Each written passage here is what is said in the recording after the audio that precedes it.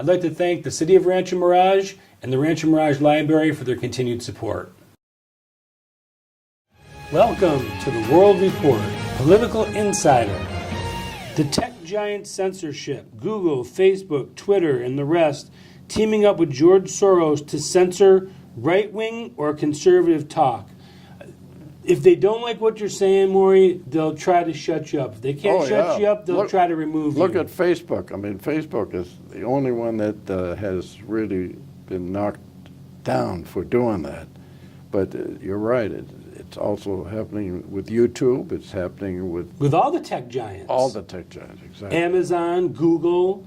You do a Google search for, say, Daryl Issa. I'm just throwing a name out, and the next thing you know, it compares him to some Nazi war criminal. But that's true of our whole communication system in this country today. Whether it's radio, whether it's TV, whether it's local newspapers, whatever it is.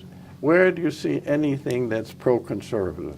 It does not exist. AM talk radio. It's about the only place. Yeah, and you got to really look hard to find it. Yeah, and if the liberals could erase it, they'd take that away from you too. Yeah, they don't want you to have anything. You know what is amazing to me? I think that shows the ignorance of, unfortunately, a large percentage of the American people, that they don't understand that. They think this is fair, it's square, and so on. They don't realize that slowly but surely the socialists have really become the most powerful element in this country today on the left. And look at the Black Lives Matter group, the Antifa groups, all these guys that are out there causing trouble and chaos and starting riots and throwing bottles at police. I wouldn't go back to Chicago if you paid me $10 million. I mean, 11 million maybe. Yes. Do you know that just the other night they killed almost 100 people? And it used to be they were strictly on the south side of Chicago. Now they're going into some of the areas on the northern section of Chicago. They call it the Miracle Mile. Very posh, very luxurious, and so on.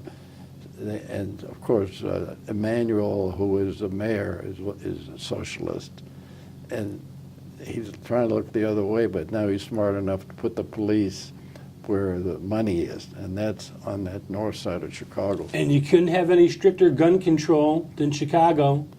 You're absolutely right. So when you outlaw guns, only outlaws will have guns, is the bottom line. That's exactly correct.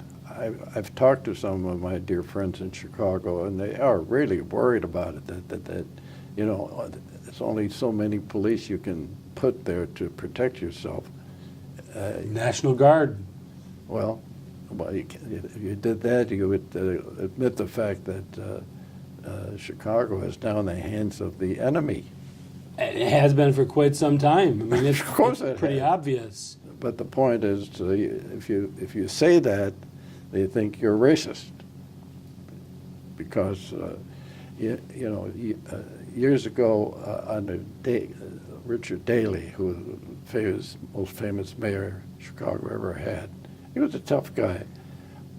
He basically had high-rise buildings where most of the people in there were black people, and they were, you know, well treated. But then his successor decided they were going to move him to the south side, and there the gangs took over. And now Chicago is proud of the fact that they're not killing quite as many people this year as they did last year and the year before. It's almost a horror story when you think about it. And this is happening all over the country. Portland has become a mess. Seattle has become a mess. The homelessness is unbelievable in some of these cities. You go to San Francisco and you can't even walk down the street without stepping on needles or other disgusting things in the streets now. No, this is true. First, I thought it was just overly exaggerated, but it's not.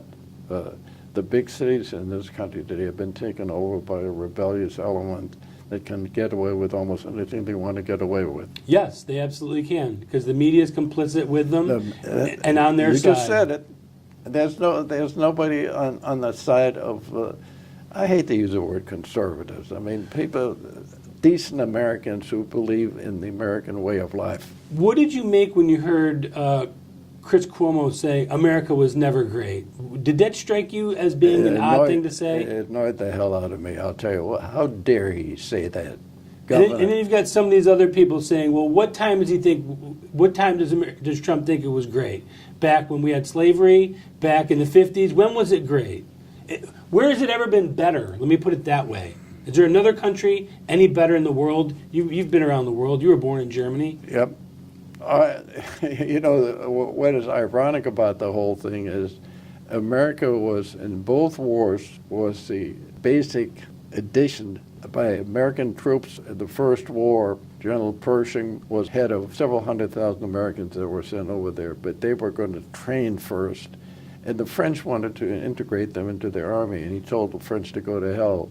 We'll go when it. We never really got into the war until about 6 months was left in the war.